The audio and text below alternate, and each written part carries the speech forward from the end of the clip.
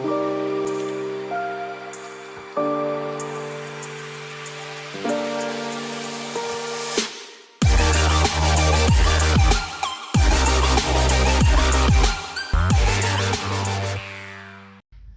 my hand and good morning, ladies and gentlemen. Welcome to another podcast reading. We're still looking at Think Yourself Rich by Dr. Murphy, and today I'm going to be reading from chapter 5. Excuse my voice, I'm not feeling too good, but I am here because discipline and consistency gets us where we need to be. Why do we do the podcast? Because we only know what we know and we only operate at the level in which we know. If you want to get more, if you want to operate at a higher level, if you want to become more, you need to start off by knowing more. And that's the whole point of this beautiful podcast. I read good books to you, line by line, word for word, one chapter a day, every Monday to Friday. Find us on Spotify, YouTube, and Anchor. Please don't forget to share the podcast series. Don't forget to like. If you're watching on YouTube, don't forget to subscribe to the channel if you're watching on YouTube, and so forth. But let's get into this. So today we're doing chapter 5 by Dr. Murphy. You know, the previous chapter, he looked at a lot of things that you would almost at first glance assume have nothing to do with money, but yet they have everything to do with money because they deal with how your mental attitudes are, right? Your anger, your personality, right? There's an attraction around money, and it requires a specific type of personality. And I think he did a good job of bringing that up. Why are we always sick? You know, the deep things, self-forgiveness, peace, right, the riches of forgiveness, etc., etc. So please, if you haven't seen chapter 4, right, just find the episode just before this one and watch that, right? But today we're looking at chapter 5, like I said, how the miracle thought forms will increase your wealth. How miracle thought forms will increase your wealth. How miracle thought forms, specific type of thought forms, will increase your wealth. Okay, right, so the whole world and all its treasures in the sea, air, earth were here before you were born. Begin to think of the untold and undiscovered riches all around you, waiting for the intelligence of humankind to bring them forth. There are more millionaires and billionaires now in the United States, and I think globally, anyways, than any other previous time in history. In fact, 2020, during the COVID crisis, more billionaires and millionaires were made. In fact, because I'm a trader and I work in the financial markets, I can tell you that every single crisis that we've had in the financial markets creates more billionaires and millionaires in general. The rich literally get richer during the crisis, right? So it's not surprising, right? So there are more millions and billions now in the United States than any other previous time in history. A single idea projected into reality can bring you a fortune. You are here to release the imprisoned slender within you and surround yourself with luxury, beauty, and the riches of life. The sooner you begin, the better for you and the whole world. Make friends with money. This is a subheading. Make friends with money and you will always have money. Make friends with money and you will always have money. Nothing is so necessary as having the right attitude towards money. There's a new copy for me. I had to redo all my copies for the podcast because my first copies of these books, I've already highlighted them. So I'm really highlighting important stuff. But so nothing is so necessary as having the right attitude toward money. Once you make friends with money, you will always have a surplus of it. It is normal and natural for you to desire a fuller, richer, happier, and more wonderful life. Understand that money is God's means of maintaining the economic health of the nations of the world. When money is circulating freely in your life, you are economically healthy.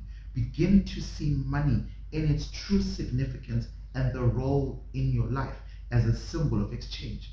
Money to you should mean freedom from want. It should mean beauty, luxury, abundance, and a sense of security and refinement. Next subheading. Why did she not have more money? Why do you not have more money? Right? Why did she not have more money? Being poor is first of all a mental attitude. Being poor is first of all a mental attitude. Judge Judy is a very good writer who has had several articles accepted for publication, but she said to me, I don't write for money. What's wrong with money? I responded. I understand that money is not your only goal when you write. Perhaps you don't think of it at it at all at that point. But remember, the laborer is worthy of his hire. What you write inspires, lifts up, and encourages others. Why should you not be rewarded for it? Once you adopt the right attitude, you will find that financial compensation will automatically come to you freely and capriciously. I hate the thought of it, she said, with a little shudder. I don't want the honesty of what I write to be ruined by, filthy luxury. To tell you the truth, I wish there was no such thing as money. It really is the root of all evil. It spoils everything. That's why the poor are so much warmer and more human than the rich. There is no evil in the universe, I told her. Good and evil stem from the thoughts and motivations of people. All evil comes from the misinterpretation of life and the misuse of the laws of the mind. In other words, the only evil is ignorance, and only consequence is suffering. I don't understand, she said. Look at it this way, I explained. Would you call would you call a bar of copper evil or a bar of iron? What about gold? That's different, she said quickly. Of course I agreed. And what's the difference? A matter of the number and the arrangement of the element particles. $100 bill in itself is nothing more than an insinuous piece of paper. It is our thoughts that give it power and importance, that turn it into good or evil ends. I think I see what you mean, she said slowly. And I'm sure if I had money, I would find ways to do good with it. But I'm afraid of what I'll have to do to get it. Won't that change me and my work? Won't I have to give up my integrity? If that were to happen, it would be another misuse of the laws of the mind, I told her. You are here to develop yourself in all ways. Those include the development and true expression of your talents as well as the flow of wealth toward you. As for what you have to do, it may be so much easier than you think. Next subheading. She adopted new ideas toward money and prospered accordingly. At my suggestion, Judy adopted a simple technique. The more she practiced it, the more money multiplied in experience. Every day, before she sat down at her computer to work, she prayed as follows, a new affirmation for someone out there. My writing go forth to bless and heal, inspire, elevate, and dignify the minds and the hearts of men and women, and I am divinely compensated in a wonderful way. I look upon money as divine substance, for everything is made from the one spirit. I know I know matter and spirit are one. Money is constantly circulating in my life, and I use it wisely and constructively. Money flows to me freely, joyously, and endlessly. Money is an idea in the mind of God, and it is good and very good. Judy's changed attitude toward money has worked wonders in her life. She has completely overcome her strange superstitious beliefs that is money is evil, poverty is virtuous. She also realized that it was her subconscious condemnation of money that caused money to fly from her instead of to her. Her income tripled in 3 months, and that was just the beginning of her financial prosperity. Next subheading. He worked hard but lacked money. He worked hard but lacked money. Some years ago, I talked to the minister Edwin R., who had a very good following. He had an excellent knowledge of the laws of the mind and was able to impact this knowledge to others, but he could never make ends meet. When I asked why he thought that was, he replied by quoting from Timothy, "For the love of money is the root of all evil." He neglected what follows after later in that same chapter, where the people are charged to place their trust or faith in the living God who giveth us richly all things to enjoy. That's Timothy 6, verse 17. In the same chapter where it says, "For the love of money is the root of all evil," that's Timothy 6, verse 10. But in the same chapter, chapter 6, it goes on to say that he neglected what follows later in the same chapter, where the people are charged to place their trust or faith in the living God who giveth us richly all things to enjoy. The Bible enjoys enjoins us to give our allegiance, loyalty, and faith to the source of all things, which is God. You are not therefore to give your allegiance, loyalty, and trust to created things, but to the Creator, the eternal source of everything in the universe. If someone says, all I want is money, nothing else, that's my God, and nothing but money matters. He can get it, of course, but at what cost? He is ignoring his obligation to lead a balanced life. We must also claim peace, harmony, beauty, guidance, love, joy, and wholeness in all phases of life. To make money the sole aim in life would constitute an error or wrong choice. You must express your hidden talents, find your true place in life, and place the joy of contributing to the growth, happiness, and success of others.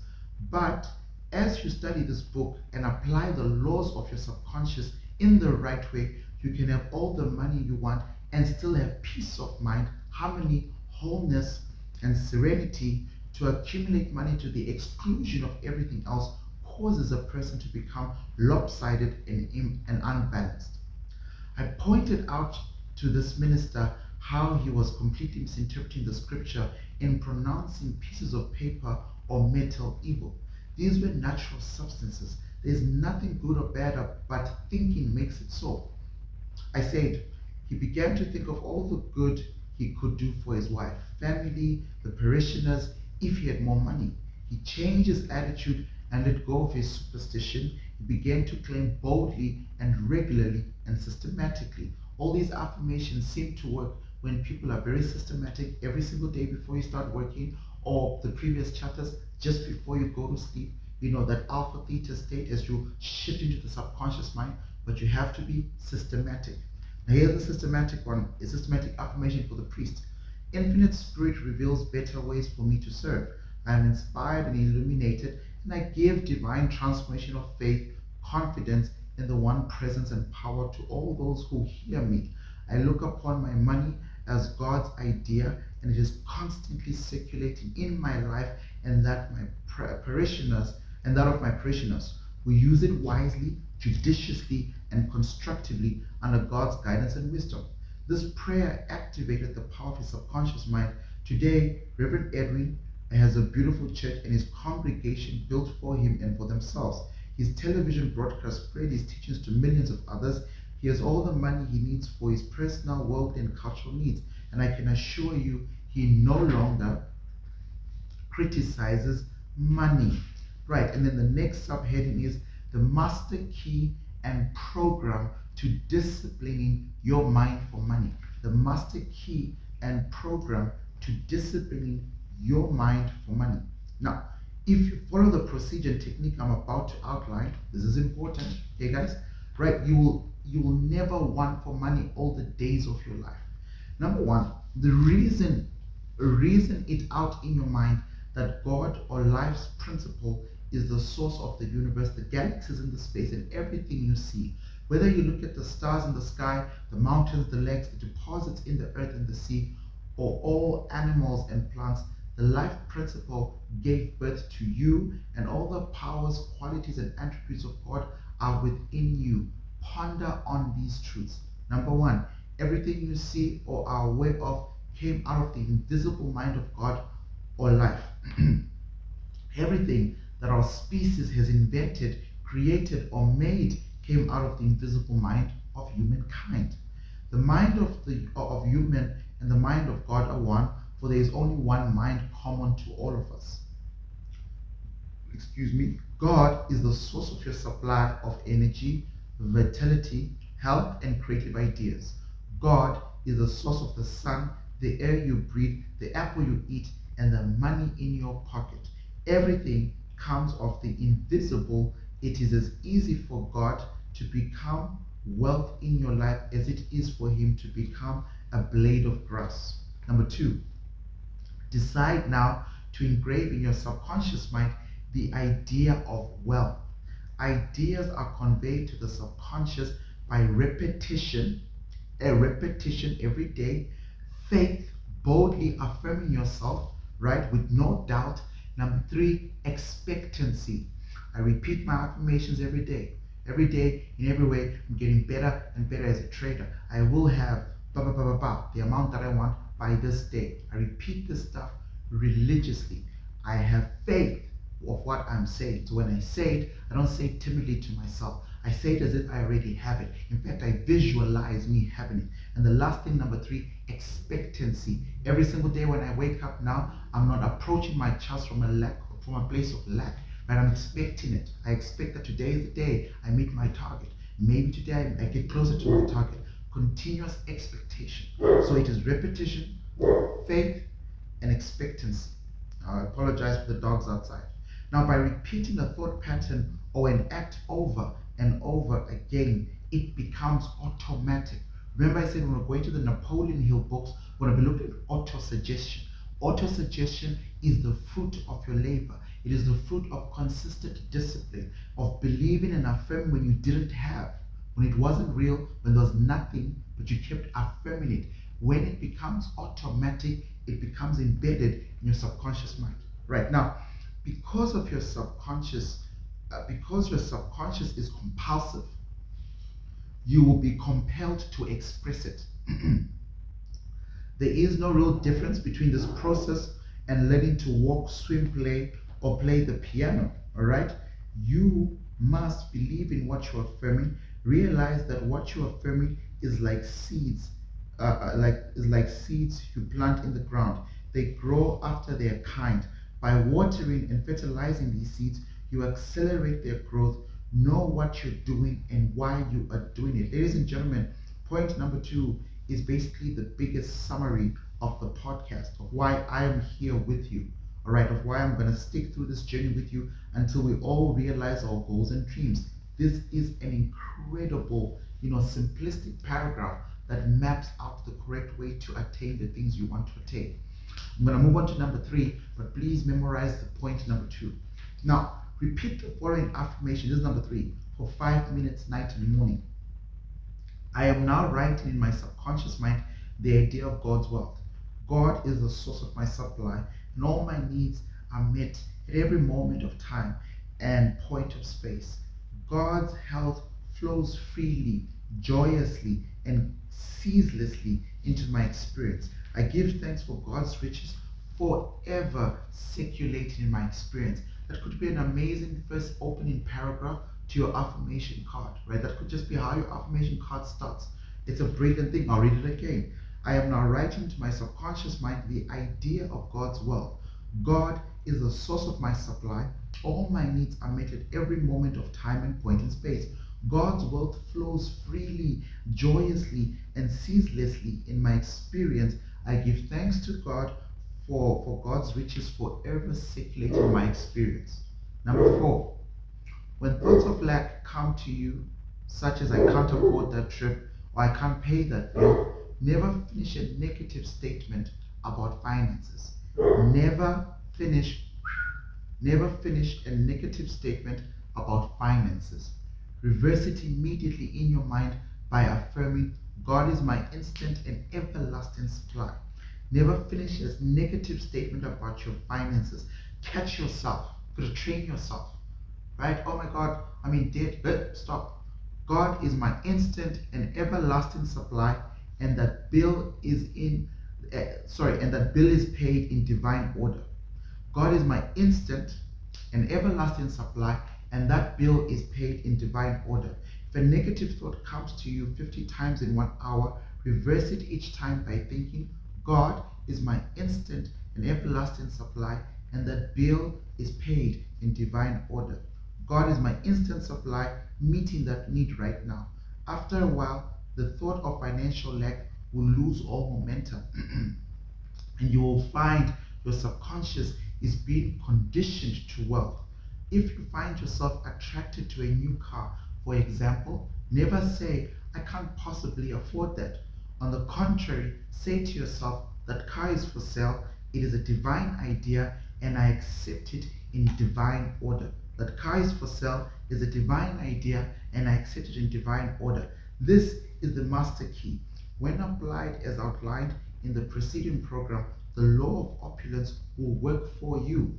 The law of opulence, remember I told you guys, keep a note of these laws. You need to know what they mean. The law of opulence will work for you just as it does for others. When this master key is applied, The law of opulence will work for you. The law of the mind works equally for all. Your thoughts make you wealthy or poor. Choose the riches of life here and right now.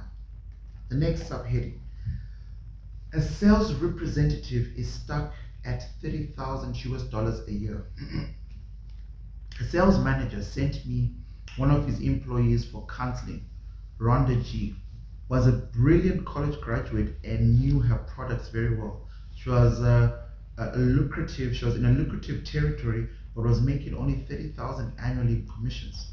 The sales manager felt she could easily double or triple that.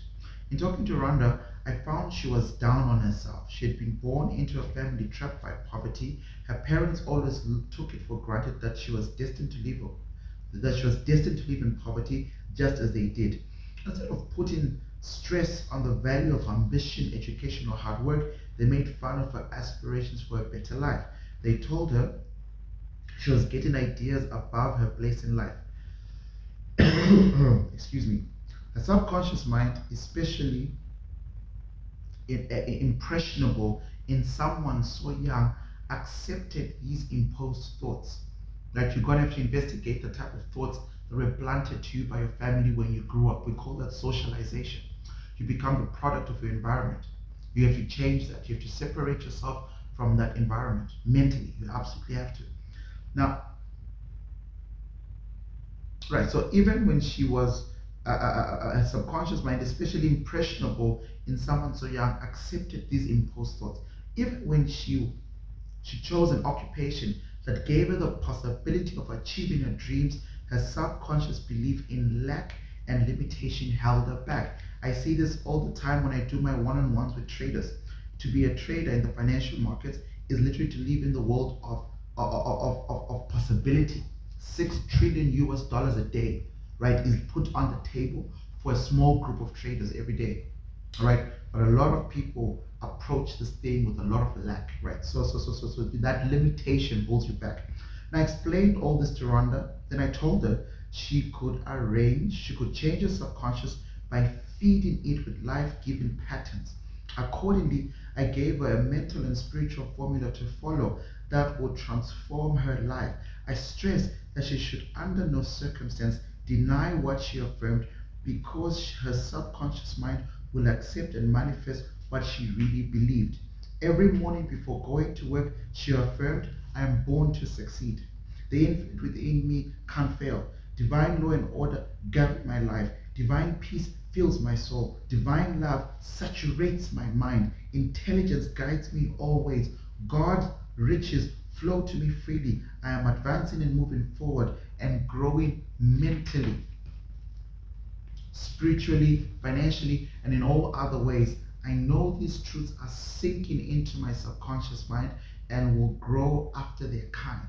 Her subconscious mind magnifies her earnings greatly. That's the next subheading. Her subconscious mind magnifies her earnings greatly, and we are literally in the last 2 pages of this beautiful chapter.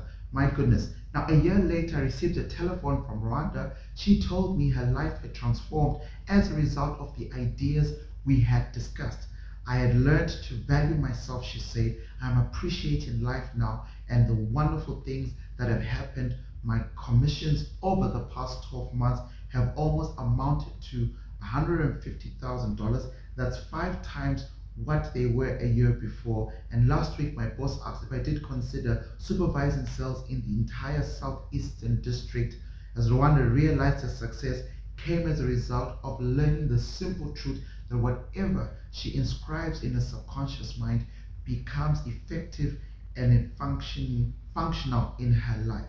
And here's the last meditation. Use the following meditation for assurance in achieving financial health. Thou madest him to have dominion over the works of thy hands. I know that my faith in God determines my future. My faith in God means my faith in all things good. I unite myself now with true ideas. I know that the future will be in the image and the likeness of my habitual thinking. As a man thinketh in his heart, so is he. From this moment forward, my thoughts are whatsoever things are true, whatsoever things are honest, whatsoever things are just, whatsoever things are lovely and of good report. Day and night I meditate on these things, And I know these seeds or thoughts that I habitually dwell will become a rich harvest for me. I am the captain of my soul, I am the master of my faith, for my thought and feeling are my destiny. And that is it, folks. That is how chapter 5 ends. As usual, I would like to give us some 9 summary points today about what we've just heard so that it really sinks in. So, number 1, begin to think of the untold riches all around you, waiting for the intelligence of humankind to reveal them. There's a guiding principle within you that, when called upon, will reveal to you the riches you are seeking. Number 2, there's an old saying, make friends with money and you will always have it. Look upon money as God's idea, circulating among nations, maintaining economic health. Claim that money is circulating in your life, and your subconscious will see to it that you will have all the money you need. If you condemn money, calling it filthy or the root of evil, and making other such nonsensical statements, your money will take wings and fly away. Money, like everything else in the universe, is a universal substance which is spirit reduced to the point of visibility. Money, like nickel, cobalt, iron, platinum, lead, oil, or coal, are all forms of the universal substance operating at different frequencies and vibrations. Adopt a new attitude towards money, realizing you are entitled to be rich, compensated for your work, whether it be writing, teaching, gardening, or whatever. Think of all the good you can do when money is circulating freely in your life. You can work very hard, but if you dislike money or criticize it, you'll find yourself in want financially. You do not make a you do not make a god of money. You do not make a god of money, but you realize that it is essential on this plane of existence. You look to the real source of wealth, which is God, and you know that as you turn to the source, it will turn to you and give you all the riches of your life. You do not worship a created thing, you worship the Creator. Your expectation is from God, who giveth to all life breath and all things richly to enjoy. Claim that you're always using money wisely, judiciously, constructively for your own good and for that of all men and women everywhere. Constantly claim also that the infinite reveals better ways in which you can serve. The master key to discipline the mind for money is to come to a clear-cut decision once and for all that God is the source of everything you see in the universe, and that everything people have made came also out of the mind of God. Believing this to be true, your affirmation for wealth will prove productive. When fearful thoughts or thoughts of lack come to your mind, reverse them at once by affirming, God is my instant supply. That bill is paid in divine mind now. Never finish a negative statement about your finances. After a while, the negative thoughts will cease to come and you'll find you're conditioned your subconscious to wealth. Number 8, a sales representative multiplied her income 5 times when she changed her attitude of mind and about herself and money. Her subconscious belief in poverty had held her back. When she began to feed her subconscious mind with the thoughts of success, opulence, right action, and abundance, she discovered that her thought, properly guided, created promotion, wealth, self-esteem, and recognition from her superiors and customers. She learned that what she inscribes to in her subconscious becomes effective and functional in her life. Her journey is now ever onward, upward, and Godward. Number 9, use the meditation at the end of the chapter to assure yourself a rich and financial harvest. Ladies and gentlemen, thank you so much for joining me for chapter 5, of this brilliant book. I'm looking forward to joining this journey with you. We will finish this book. We're going to go into the next book, which I believe is a Napoleon Hill book. I'll double check the way I've created the themes for the podcast. But I'm absolutely looking forward to this journey and where this information is going to take us as we apply it. Shake my hand. My name is Leroy James, my Siri. You are with me in the Money Heist podcast. Peace.